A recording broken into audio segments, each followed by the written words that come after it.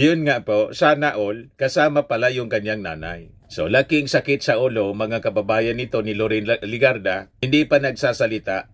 Si Loren, hindi pa nagre-react. Siguro pinag-iisipan kung paano, mga kababayan, lilinisin yung kanyang pangalan na dinungisan ng kanyang anak mismo.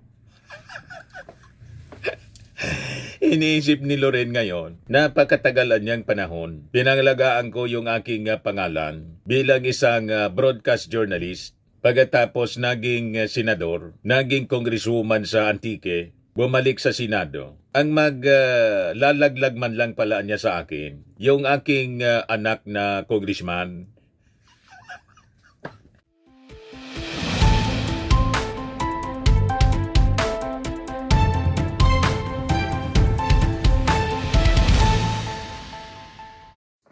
Ito po mga kababayan, si Dante Maravillas. O sabit pati si Loren Ligarda, mga kababayan, Senator Loren Ligarda, sabit sa insertions pala, in-expose ng kanyang anak na si Leandro Leviste. Nilaglag na ng kanyang anak, yung kanyang nanay na senadora.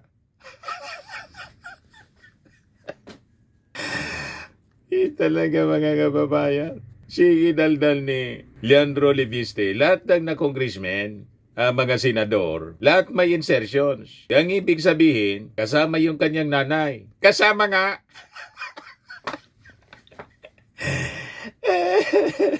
Pinagkanulo mga kababayan ni First District Representative Leandro Leviste, yung kanyang nanay. Sabi dito, Leviste claims all senators, including Ligarda, had DPWH insertions. Iwan ko kung anong sasabihin nito ni Loren. Sabi ko sa inyo, si Leandro Leviste, siya yung pumalit, mga kababayan, kay Kiko Barsaga. Si Kiko Barsaga na hindi na daw masaway ng kanyang nanay. Kaya ipinaubayan na lang sa kanyang mga kasamahan sa Congress.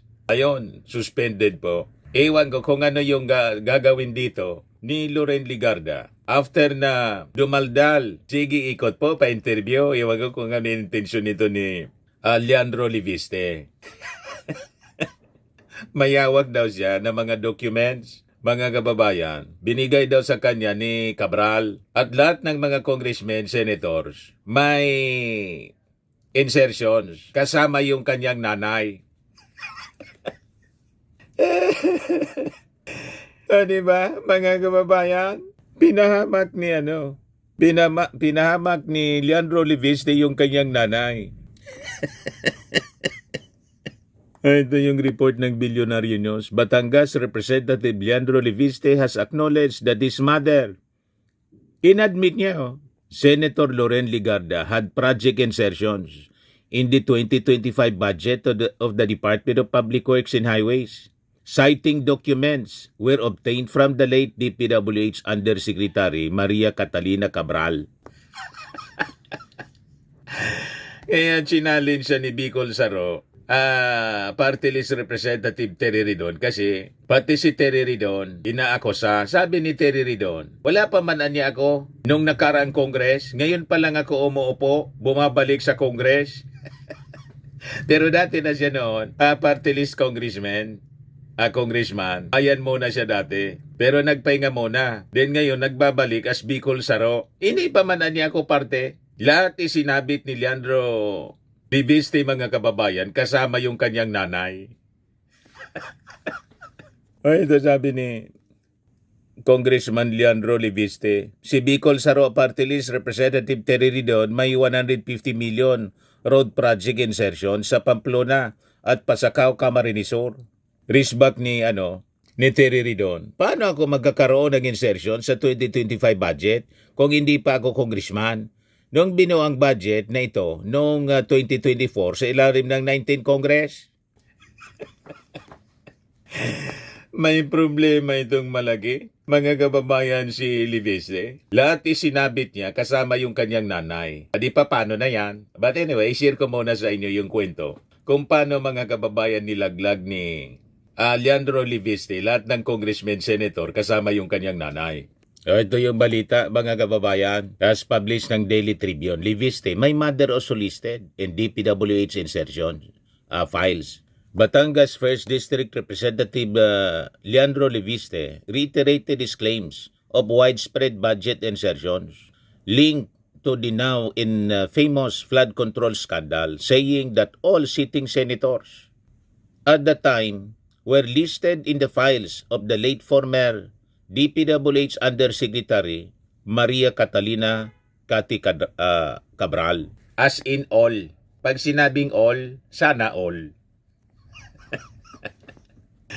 Yun nga po, sana all, kasama pala yung kanyang nanay. So, laking sakit sa ulo, mga kababayan nito ni Loren Ligarda, hindi pa nagsasalita. Si Loren, hindi pa nagre-react. Siguro pinag-iisipan kung paano, mga kababayan, lilinisin yung kanyang pangalan na dinungisan ng kanyang anak mismo. Iniisip ni Loren ngayon, napakatagalan niyang panahon. Pinangalagaan ko yung aking pangalan bilang isang broadcast journalist. Pagkatapos naging senador, naging congresswoman sa Antique, bumalik sa Senado. Ang maglalaglag man lang pala niya sa akin, yung aking anak na congressman. Ang dudungis lang pala niya sa aking pangalan. Sisira sa aking pangalan, sarili kong anak. Nagmomoni-moni siguro ngayon itong si Loren Ligarda kung paano niya ipapaliwanag itong in-expose mismo ng kanyang sariling anak.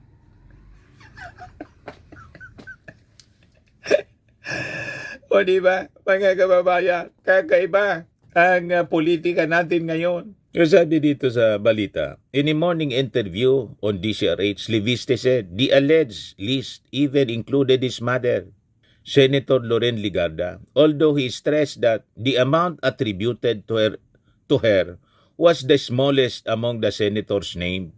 I can say, my mother's name is there, sabi ni Liviste. I asked her, and she said she did not know of anything listed there. And amongst the senators, insertions under her name were the smallest. Hindi na alam ng kanyang nanay kung bakit yung kanyang pangalan nakalista doon. Liviste said Cabral's files indicated that all senators at the time accounted for about 120 billion in budget insertions during the 2024 Bicameral Conference Committee deliberations for the DPWH 2025 budget, averaging 5 billion to 6 billion per senator. He claimed that his mother's alleged insertions amounted to around 1 billion. Pinakamaliit daw kasi 1 billion. Yung ibang mga senador malaki. 5 billion to 6 billion yung mga insertions. Whatever the average is, my mommy's lower than that. Yung sabi dito sa balita ng Daily Tribune, Ligarda was not among the initial senators publicly linked to the alleged flood control anomalies. Senators Jinggoy Estrada, Joel Villanueva were earlier recommended for prosecution by the Justice Secretary, Justice Secretary Jesus Crispin Rimulya, while Senators Chis Escudero and former Senator Bong Revilla were also alleged to have received kickbacks in the supposed ghost flood control scheme. So hindi kasali dati sa naling yung kanyang nanay sa insertions. Ngayon, kasama na. Ikaw talaga niya, Mr. Iyon ang kwento rito. Ang nagsama sa lista siya. Kasi na-discover niya, yung nanay niya pala, based sa documents daw na turnover sa kanya ni Cabral, kasama yung kanyang nanay. Talaga niya, Mr. Maravillas. Pinamag ng kanyang anak yung kanyang nanay. Pero siyempre, sasabihin nila, hindi nila alam. Isinama lang yung pangalan ng kanyang nanay. Ngayon, depende na lang sa atin mga kababayan kung maniniwala tayo. Lalo't may mga duda na yung mga mamamayang Filipino. Sabi nga ng mga nagtatanong na mga netizens, why anya of all people kay Leandro Liviste ipagkakatiwala yung mga documents ni Cabral? Bakit sa isang congressman pa tulad ni Leandro Liviste, bakit hindi na lang tinon-over sa ombudsman, direkta sa ombudsman, ni Cabral o kung hindi sa ICI? Di ba? Yung iba na mga medyo mataba yung pag-iisip, nagdududa da baka may mga lumabas na kwento, kumakalat sa social media na ang sabi, puwersahan daw na kinuha yung mga documents at may injury pa sa kamay itong si Yossi Cabral nang mag-attend sa isang hearing as a result daw ng pagpuwersa, pag-agaw ng documents ni Leandro Liviste. So ngayon, ang mga naglalaro sa isipan ng mga tao, baka itong documents na inagaw, may mga sensitibong detalye at baka dinoktor na. O diba? Para proteksyonan yung dapat proteksyonan at ilaglag yung dapat na mailaglag. Hindi malabo, hindi malayo mga kababayan na mangyari ang ganong mga possibilities. O, di ba? Kaya yung challenge ni Bicol Saro Representative Terry Ridon, kasi may condition pa si Liviste, ilalabas ko niya ito kung limbawa, kung sasabihin ng DPWH ni Vince Dizon na ilabas, sabi ni Terry Ridon, ilabas mo na niya. Yan sabi ni Terry Ridon, no? Ilabas mo na. Terry Ridon denies 150 million budget insertions. Dares Liviste to release proponents list. Yan sabi ni Terry Ridon. Ilabas mo na. Yan sabi natin mga kababayan kahapon. Sabit din pala yung nanay mo. Nakalista sa insertions. At lahat ng senador at congressmen. At sabihin pang pinakamaliit yung nanay mo, 1 billion. Kasi yung iba, 5 to 6 billion. Malaki pa rin ang 1 billion. Kung 25%, 250 million na tumataginting. O, di ba? Mga kababayan. So, pag ganyan talaga, dapat lahat ng mga senador, congressmen na nasasabit po, kasi lahat sabi ni Liviste, lahat naman, mag-lifestyle check. Talaga mga kababayan. Kung bakit sila yumaman ng ganyan, saan galing ang mga kayamanan. Kasi si Loren Ligarda, ang declared salin niya, net worth niya, 79 million. Di ba? Pero anya Mr. Maravillas, ang pinakang mahirap na senador, si Chis Escudero, 18 million. Yan na nga po. Dat kaduda-duda. Pinakang pobre si Chis Escudero, mga kababayan. Yung sabi dito, mga kababayan, sa report ng Daily Tribune, Liviste said the insertions effectively function as compensation for politicians. These insertions end up functioning as compensation because even if you are not actually an expert in flood control, you are still given the power to choose where funding for flood control projects will go. So, it has almost become normal that if you are a government employee, you have your own flood control insertions. Liviste called for the immediate and responsible public release of Cabral's files to ensure transparency. I think that if we are truly sincere among wanting comprehensive investigations into flood control projects, this needs to be made public. If it is not disclosed, the implication is that only certain people are being selectively investigated. So dapat, mga kababayan, maimbestiga pala lahat. Kasama siyempre si Loren Ligarda kasi mismong si Loren in-expose na ni Congressman Leandro Liviste. Yung kanyang nanay, kasama daw at 1 billion. Pinakang malitan niya sa lahat ng mga senators yung insertions na nandun sa dokumento. Nabulaga si Loren.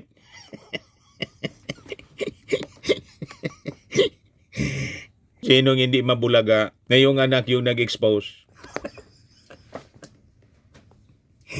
Iba niya, Mr. Maravillas, yung mga insertions, hindi man nangangahulugan na masama na yung insertions. Sabi nga nila, ang insertions, the same as amendment. At yung mga proponents, kung ikaw ay isang sitting congressman, senator, gusto mong maayos yung distrito mo, gusto mong makatulong, siyempre gagamitin mo yung iyong yung impluensya para may project ka naman na may implement sa distrito mo o sa lugar mo. Kaya lang, because of this scandal, dinimonize na lahat yung lahat ng insertions, mali na.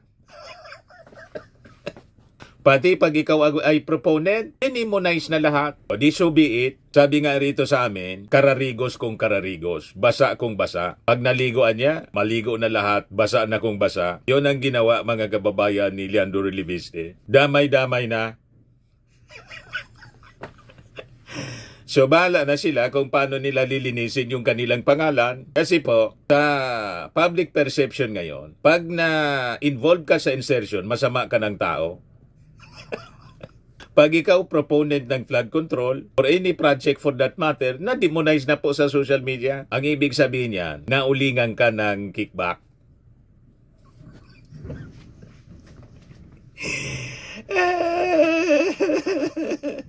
Yan ang implications nito, mga kababayan. As part of the, ginagamit kasi ito sa black propaganda ng mga anti-Marcos, anti-administration. Dinimonize ninyo, di okay. Lahat ng sabit sa insertions, di masama na ang tingin ng tao. Sino ang sisisihin yan? Na hindi niya ninyo dinistinguish yung masama, yung mali sa tama. Bastang sinabing insertions, masama na. And it is connected with kickbacks. Pag sinabing proponent ka, ang ibig sabihin, nag-propose ka para makapang-kickback. O, di ba? Mga kababayan, subala kayo kung paano ninyo lilinisin ngayon. Di kayo nagsimula niyan eh. Dinimonize ninyo yung insertions, dinimonize ninyo yung proponents para siraan yung Marcos administration. Eh di sumabog lahat sa pagmumuka ninyo. Lahat na masama. Including Loren Ligarda. Yes, sabi ni Bicol Saro Party List Representative Terry Ridon. Wala man ang anya ako dyan. Hindi man ako kasama dyan sa sinasabing 150 million insertions sa 2025 national budget na sinasabi ni Leviste. The outspoken Ridon also chided his House colleague Leviste for going the piecemeal route as far as bearing the details of the Department of Public Works insertion proponents list.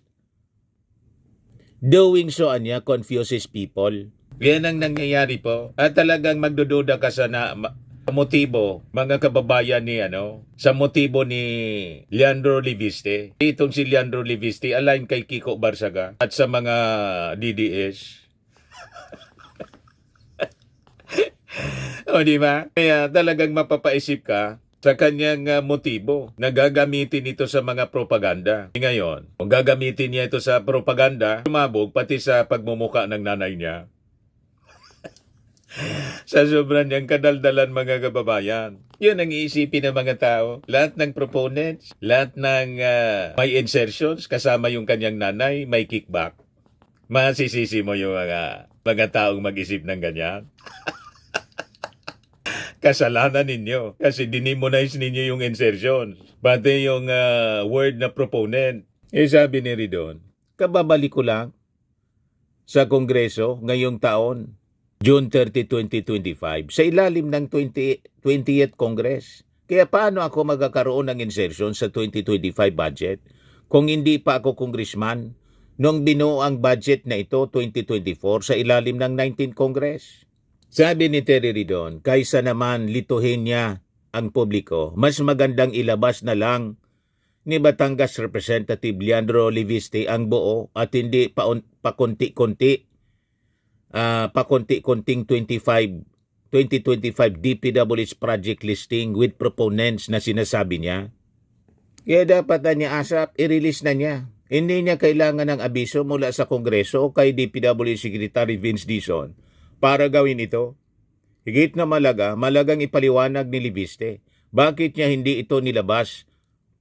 Pagkakuha niya ng sinasabi niyang dokumento mula kay yumaong DPWH Undersecretary Catalina Cabral noong September 4, 2025 o higit 3 buwan na ang nakalipas. Baka sinanitize na. At ngayon mga kababayan, napatay na si Cabral. So siyempre, hindi na makakapaliwanag si Cabral. Ang may control na ng lista, kung sinanitize na yung lista o dinoktor, kung sino ang dapat na ilaglag o idiin, si Libiste na. Di ba po mga kababayan? Kaya may mali siya, mga kababayan, itong mga pag-iingay ni Libiste. September 4 pa pala. Bakit ngayon lang kung kailan napatay na tapos nag-iingay? Hindi na makakapagpaliwanag si Cabral. Malagang ipaliwanag din niya kung bakit ngayon lang niya binabanggit ang listahang ito. Ngayong patay na ang nag-iisang maaring makapagpatunay ng authenticity ng dokumentong ito. Correct, mga kababayan. May punto ang mga sinasabi mga kababayan ni Terry Ridon. But anyway, sabi nga mga kababayan sa gasgas ng kasabihan, more talk, more mistakes. No talk, no mistake. Less talk, less mistake. Kaya ayaan lang natin na magsalita itong si Libiste kasi more talk, more mistakes. Tingnan mo si Sara. More talk, more mistakes. Si Digong, pinahamak mga kababayan sa sobrang kadaldalan. Inamin yung mga kasalanan. Nagbigay ng mga ebidensya. Ayun, nakakulong mga kababayan. At hirap kung paano idepensa yung kanyang sarili doon sa ICC. Ganon din ang mangyayari nito kay Sara. At malamang, ganon din dito kay Leandro Libiste na nilaglag mga kababayan pati yung kanyang nanay. Nasabi nga natin, siyempre magdododa na. May 1 billion din pala niya. Alangan man walang kickback.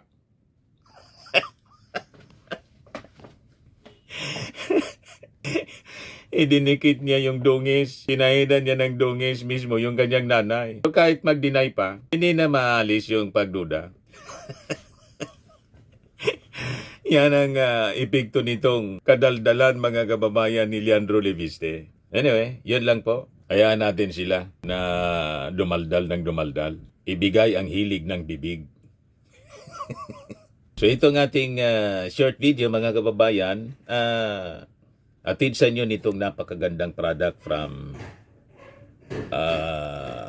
Australia. I am worldwide amazing pure organic barley powder drink mix from Australia. Yung mga gusto po na try nito, mag-order, mag-message na lang po kayo sa akin at sa aking anak na architect entrepreneur Riz Maravillas. So lagi ninyong tatandaan mga kababayan, sa buhay, you become what you believe. Ako po si Dante Maravillas. Bye-bye. God bless.